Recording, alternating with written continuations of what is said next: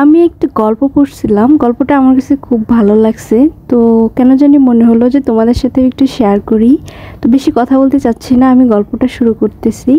যাদের ভালো লাগবে অবশ্যই সম্পূর্ণ গল্পটা শুনবা আর কমেন্ট করে বলে যাবা কেমন লাগলো। তো একদিন একটা ইঁদুর খাবার খুঁজতে খুঁজতে রাজার ঘরে প্রবেশ করে। তো সেখানে সে অনেক খাবার খোঁজে, খাবার কোনো জিনিস না পেয়ে একটা হীরার টুকরো গিলে ফেলে। এইদিকে হীরার চুরি হওয়ার কারণে রাজপ্রাসাদে পুরো হুলস্থুল কাণ্ড বেঁধে গেল, যেটা স্বাভাবিক।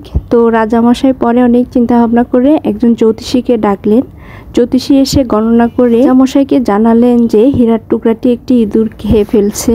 কি আর করার, হীরাটি তো খুঁজে বের করতে হবে। তো এদিকে সেনাপতি ঢেড়া পিটিয়ে ঘোষণা করে দিল যে যে হীরাটা খুঁজে বের করে দিতে পারবে তাকে পুরস্কৃত করা হবে। এদিকে পুরস্কারের ঘোষণা পাওয়ার পর এক শিকারী এসে রাজাকে বলল সে ইঁদুর মেরে ইঁদুরের পেট থেকে হীরাটি উদ্ধার করে দেবে। তো শিকারী যখন ইঁদুরটি মেরে ফেলে হীরা উদ্ধার করার জন্য বের হলো, তখন সে দেখতে পেল হাজার হাজার ইঁদুর একে অন্যের সাথে দল বেঁধে রয়েছে। তারপর সে খেয়াল করলো একটা মাত্র ইঁদুর যে একা এক জায়গায় বসা, সবার থেকে আলাদা একটি ইটের উপরে যেন সিংহাসনে বসে আছে, এরকম একটা ভাব করে ইঁদুরটা বসেছিল।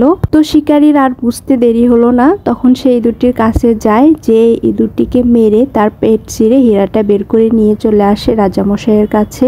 তো এদিকে রাজামশাই তো তার হীরাটি হাতে পেয়ে অনেক খুশি হয়ে তার প্রাপ্য যে পুরস্কারটা তাকে দিয়ে তাকে জিজ্ঞেস করলো যে হাজার হাজার ইঁদুরের মধ্যে তুমি কিভাবে বুঝলে যে এই ইঁদুরেই হীরাটা গিলে ফেলছিল। তো শিকারী তখন মৃদু হেসে রাজামশাইকে উত্তর দিল যে এটা খুবই সহজ মহারাজ। তো রাজামশাই তখন জানতে চাইলো যে সেটা কিভাবে। তখন শিকারী রাজামশাইকে বলল যে মহারাজ, মূর্খ যখন হঠাৎ বিত্তমান হয়ে যায় তখন সে নিজেকে অন্যের থেকে আলাদা মনে করে, এমনকি নিজের জাতির সঙ্গে চলাফেরা মেলামেশা বন্ধ করে দেয়। আর এই মূর্খ ইঁদুরটাও তাই করেছিল। সে হীরাটা চুরি করে নিজেকে সবচেয়ে ধনী এবং ইঁদুরদের রাজা ঘোষণা করে আলাদাভাবে বসেছিল, এবং সে নিজেকে অনেক সম্পদশালী এবং সবার থেকে আলাদা ভাবা শুরু করলো, নিজের ভিতরে অহংকার নিয়ে আসলো। তো আসলে মূলত গল্পটা আমার এই দুই লাইনের জন্যই ভালো লাগছে।